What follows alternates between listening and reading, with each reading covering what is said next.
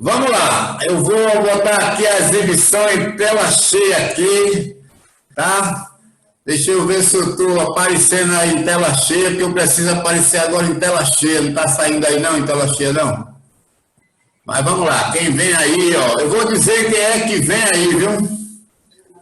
É o professor Martorelli, o grande professor Martorelli, meu Olha amigo aí quem vem querido. aí, ó. É ele? Olha o raio É aí, o ele. raio. O raio tá chegando, viu? Que O isso? raio tá chegando aí. A história do raio é fantástica. Quem faz o exame da OAB e vai fazer a segunda fase da OAB, vai saber, esse, o raio, se você ouvir falar assim, o raio, o autor do raio é Martorelli Dantas, não é ninguém. Quem souber onde cai o raio, descobre e identifica qual é a peça da prova da OAB. Professor Martorelli, eu peço que o senhor mesmo faça a sua apresentação, por gentileza, meu amigo. É uma satisfação grande estar aí dizer para a turma que eu comecei aqui, ó, com o Martorelli e com o Renato, né, no curso da segunda fase da OAB, e a gente está aí desenvolvendo agora a Escola de Advocacia Criminal, que foi ideia também do meu amigo Martorelli, está com a gente, vai estar sempre com a gente, se Deus quiser. Professor Martorelli, o senhor está com a palavra. Emerson, que prazer poder participar deste evento, que já é um sucesso pela sua promoção, pela sua iniciativa, pela sua entrega a essa atividade e também pela qualidade dos colegas que estão presentes hoje e que estiveram presentes no encontro de ontem. Eu gostaria de me apresentar dando 4 informações a meu respeito. Assim como Emerson, eu sou advogado criminalista. Assim como Emerson, eu sou professor. Fomos professores juntos na Faculdade Metropolitana. E assim como Emerson, eu tenho uma iniciativa de ensinar a pessoas que querem aprofundar o seu conhecimento no direito penal e no direito processual penal, fora do ambiente da universidade, fora do ambiente da faculdade, e essa iniciativa da escola é extraordinária e se manifesta de grande sucesso. Nós somos colegas advogados, fomos colegas e somos professores e fomos sócios durante algum tempo numa iniciativa que muito me enriqueceu. Mas a quarta informação que eu gostaria de dar a meu respeito é que eu sou aluno do professor Emerson. Ele me ensinou desde o início da minha carreira advocatícia. Eu busquei aos seus pés instrução. Quando eu ia para um tribunal do júri, quando eu ia fazer uma sustentação oral, eu ia lá pedir a bênção, pedir seus conselhos, pedir suas instruções. E eu tenho aprendido muito e sou muito grato.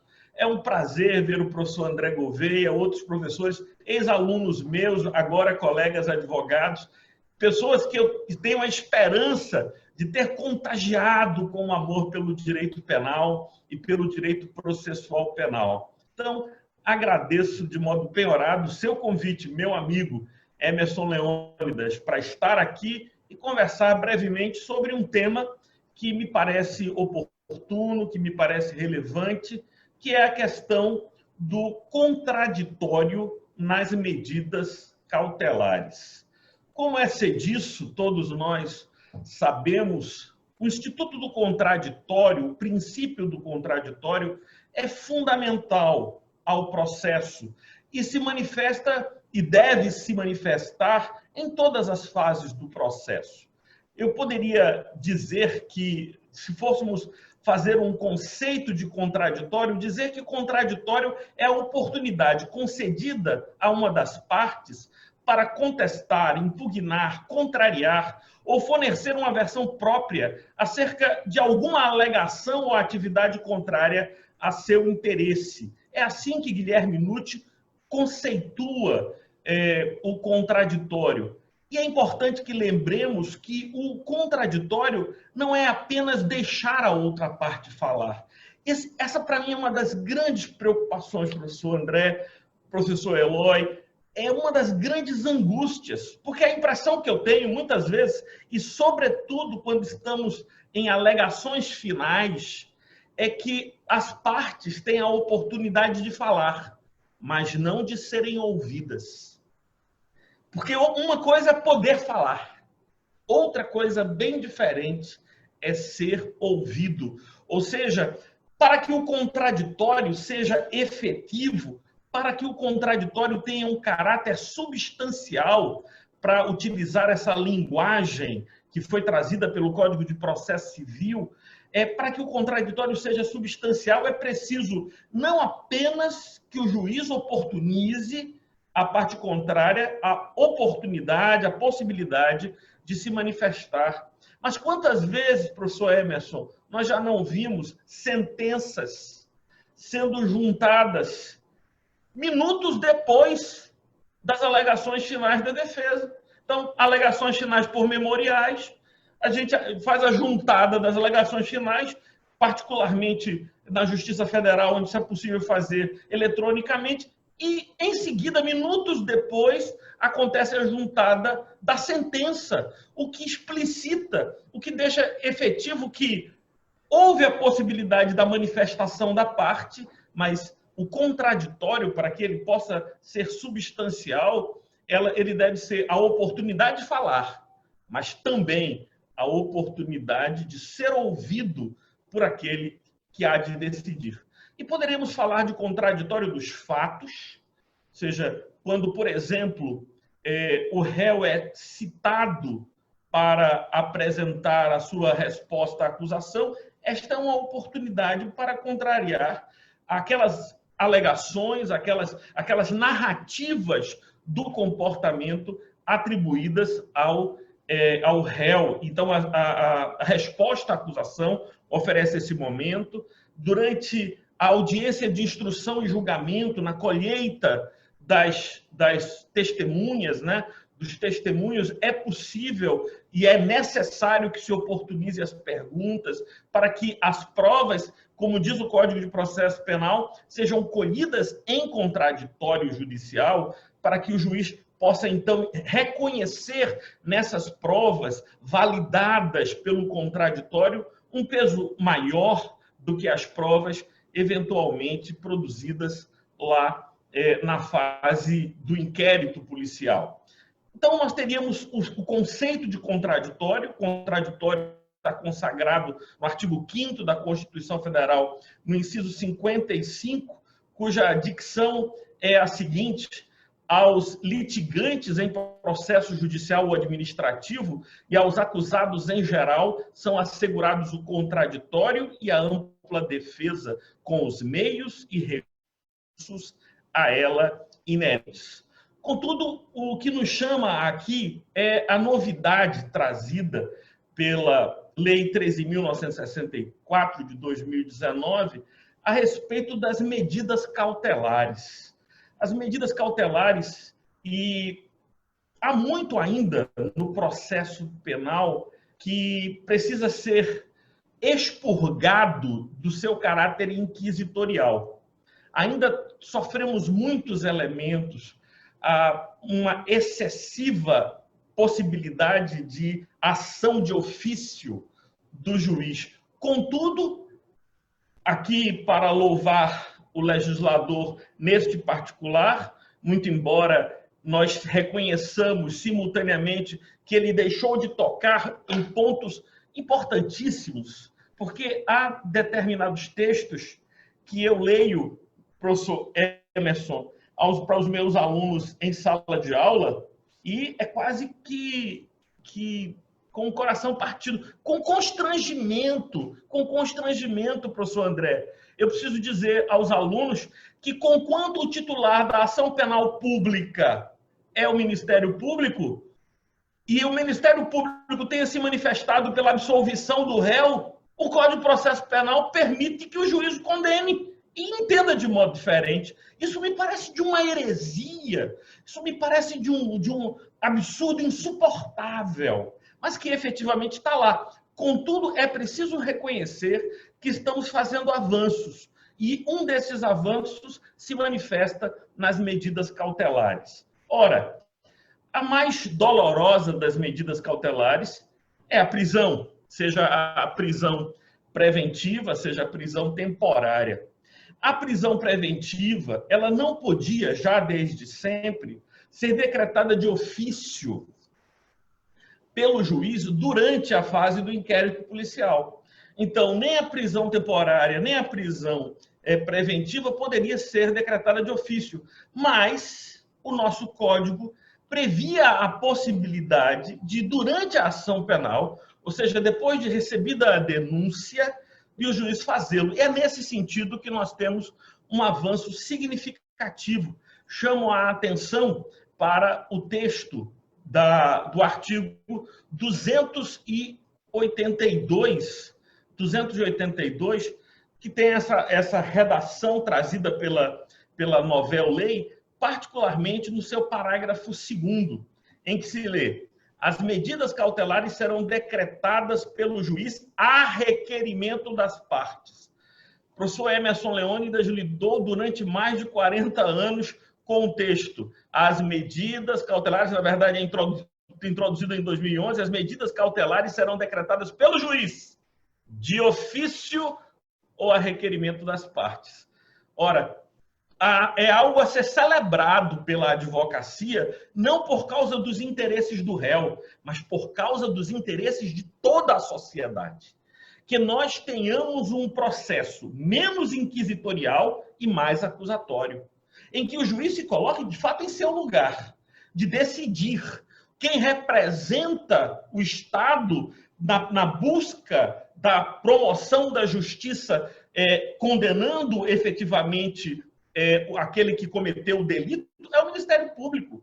Então, não se vislumbrava a razão que justificasse que o juiz de ofício decretasse a prisão preventiva ou qualquer outra medida cautelar, quando não requerida por aquele que é o titular da ação penal pública, que é o Ministério Público, ou da ação penal privada, que é o ofendido. Então, nós tivemos, no artigo 282, parágrafo 2º, um avanço, onde desaparece a figura de ofício e surge agora a expressão a requerimento das partes, ou quando no curso da investigação criminal, por representação da autoridade policial ou mediante requerimento do Ministério Público. No que tange, professor Emerson, particularmente a questão do contraditório, eu vejo um avanço muito significativo no que está estabelecido no parágrafo 3º. E aqui, sim, talvez seja o cerne de minha fala, e eu vou tentar ser fiel ao nosso tempo. Ressalvados os casos de urgência ou de perigo da ineficácia da medida, o juiz, ao receber o pedido de medida cautelar, determinará a intimação da parte contrária para se manifestar no prazo de 5 dias, acompanhada de cópia do requerimento e das peças necessárias, permanecendo os autos em juízo, e os casos de urgência ou de perigo deverão ser justificados e fundamentados em decisão que contenha elementos do caso concreto que justifiquem essa medida tida e declarada como medida excepcional. Aqui eu vejo dois avanços.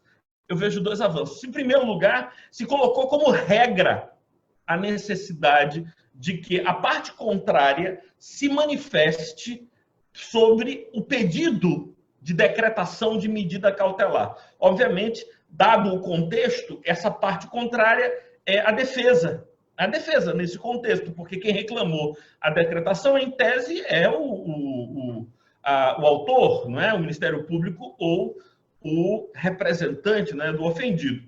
Então, se agora nós temos a oportunidade de nos manifestar, e o Código de Processo Penal fixou prazo para isso, então há que se louvar o legislador aqui, colocando o magistrado em seu excepcional e importante lugar de julgador, mas retirando dele as armas de estar em campo para produzir a sentença de modo ativo, produzindo elementos probatórios ou medidas que perseguem, diminuem e reduzem a liberdade. Então, nós temos a necessidade e, quando for excepcionais, em casos excepcionais, cuja urgência, o próprio caráter da medida cautelar exija, o juiz vai precisar fundamentadamente justificar a sua decisão. E não pode ser em abstrato, dada a importância do crime em tela, pensando no que o professor André Gouveia vinha dizendo, em face da periculosidade em abstrato do crime ou da lesividade em abstrato da conduta ao patrimônio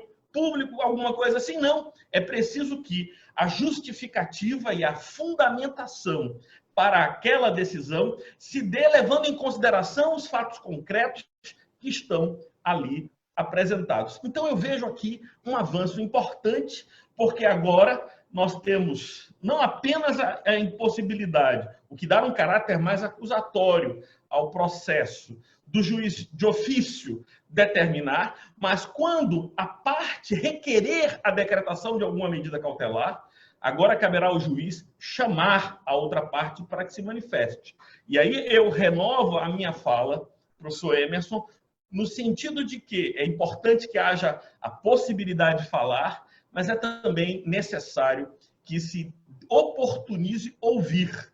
E terminando, já caminhando para terminar as minhas considerações, para me manter aqui adstrito ao tempo, o parágrafo 4º diz o seguinte: no caso de descumprimento de qualquer das obrigações impostas, o juiz, mediante requerimento do Ministério Público, de seu assistente ou do querelante, poderá substituir a medida e impor outra em cumulação, ou, em último caso, decretar a prisão preventiva nos termos do parágrafo único do 312 deste Código.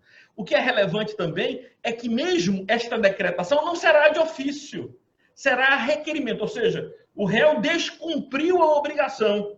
Descumpriu a obrigação que aquele que é titular da ação e que deve pugnar, zelar, velar pelo processo para que sejam respeitadas as regras estabelecidas pelo magistrado, que requeira, né? E mesmo quando... o que é que o juiz pode fazer de ofício em caso de medida cautelar? Há possibilidade, sim. Mas o que é? É o juiz, parágrafo 5º, poderá, de ofício ou a pedido das partes, revogar medida cautelar.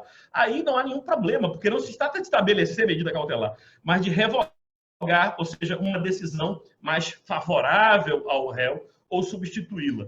Para concluir, professor Emerson, e em um minuto eu o farei, eu gostaria de dizer o seguinte: Martorélio, como é que você vê os juízes? Como é que eles vão aplicar isso daqui para frente? Eu diria, professor Emerson, que nós temos que lidar com um outro tipo de inércia. Quando nós estávamos no primeiro ano do ensino médio, a gente aprendeu que a inércia é a força que tende a manter os corpos em movimento ou parados. Então, os corpos tendem a ficar parados ou em movimento uniforme. Então, a tendência dos juízes é manter a conduta do sistema inquisitorial em que foram formados e em que atuaram durante anos ou décadas. Caberá a nós, a advocacia militante, aguerrida, atenta aos direitos daqueles que nos constituíram como seus representantes, pugnar para que o juiz trabalhe e exerça o seu mistério dentro dos estreitos limites da lei. E eu costumo dizer, e digo isso aos meus alunos e ex-alunos, colegas advogados que estão aqui, geralmente se diz que o Ministério Público é o promotor da justiça, e o que se busca, o que o promotor de justiça busca é a adequada aplicação da lei. E eu costumo completar, o advogado também. O advogado nada mais faz no processo do que buscar a justa aplicação da lei, tensionando o processo de tal modo que o juiz possa retamente decidir, pressionado de um lado pelo Ministério Público, pressionado do outro lado pelo advogado de defesa, e como mastro de um veleiro que se mantém ereto porque os esteios lhe puxam fortemente. Assim deve ser a decisão do magistrado. Muito obrigado, professor. Professor Martorélli, o senhor ainda tem 3 minutos Mas eu gostaria de lhe fazer uma pergunta que pouca gente sabe. O senhor é um homem de muita fé. E tem um versículo na Bíblia que a gente sempre comentava isso, você sempre fez aquelas orações bonitas lá com o pessoal, e eu vou perguntar aqui para você dizer a todo mundo.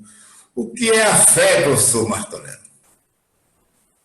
Você me pergunta isso justo agora em que o nosso colega Rafael chega aqui, e eu fui seminarista e pastor de Rafael quando ele era ainda adolescente, lá na Igreja Presbiteriana da Madalena. Professor Emerson, fé, segundo o autor da Carta aos Hebreus, no capítulo 11, versículo 1, é a certeza de coisas que se esperam e a convicção de fatos que ainda não se podem ver, mas que sabemos se realizarão em nossas vidas. Fé é aquilo que nós devemos ter na nossa profissão, fé é aquilo que nos motiva, mesmo quando os clientes não estão aparecendo, as circunstâncias são difíceis, as contas e os boletos são pontuais e os clientes não. Tudo isso, quando a gente vai caminhando com força e convicção no nosso trabalho, vendo o invisível, isso é ter fé. Fé é a certeza das coisas que se esperam e a convicção de fatos que, por enquanto, eu ainda não posso ver. Professor Martorelli, muito obrigado, meu amigo, meu irmão. E eu quero dizer que você só engrandeceu, enriqueceu, sabe, muito o nosso seminário. O senhor tem cadeira cativa aqui na Escola de Advocacia Criminal, tá certo? E tem mais 1 minuto aí, não sei se você quer fazer mais alguma consideração, mas fique à vontade. Eu gostaria, eu fui tão zeloso com o horário, porque eu vi o Eloy e o André serem puxados por você aí, eu fiquei com medo de eu também ser...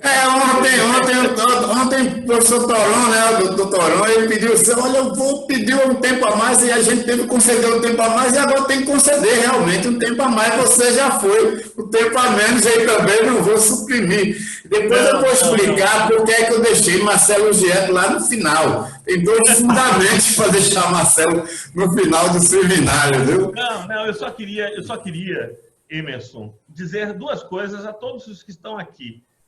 Que o nosso meio, ele é muito pequeno, muito embora a gente ache que há muitos advogados criminalistas, muitos estudantes de direito, muitos acadêmicos, o nosso meio é muito pequeno. Nós não temos em Recife, o professor Rafael pode confirmar essa minha palavra, nós não temos em Recife 30, 40 advogados criminalistas que a gente possa ter prazer em escutar, em ouvir.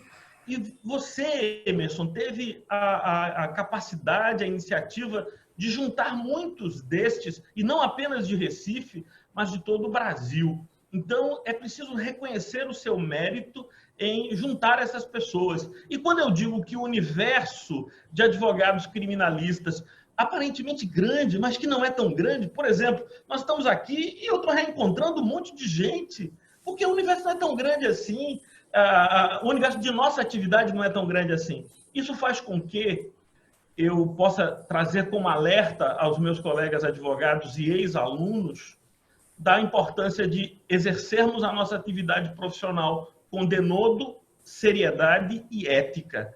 Porque um deslize ético pode destruir uma carreira, portanto, é importante. Quando você vai para um ou outro congresso, 3, 4, encontra os mesmos, é porque esses indivíduos, a opinião sobre você, que cria-se neles, é extremamente importante. Rafael, sabe o que eu dizia aos meus alunos quando eu ia entregar a prova? Eloy, vê essa aí para você aplicar lá nas suas provas também. Eu vou entregar a prova, né? Olha, pessoal, por favor, detenham-se em fazer as suas provas, porque pior do que tirar zero, se eu lhe vir filando, pior do que tirar zero é a decepção que você gerará em minha alma, me fazendo pensar que você é alguém que usa fraude para se dar bem na vida. E eu jamais vou esquecer quando te vir como profissional, da minha memória desta noite triste, em que eu descobri que você é alguém que, por meio da fraude, tenta se dar bem. Então, é isso, quer dizer, o pessoal ouve essa palavra aí. Professor Martorelli. Professor Martorelli, um forte abraço. Forte abraço. E o raio tá aí, viu? Eu não posso deixar de dizer que o aluno que escuta isso, ele se levanta e vai embora.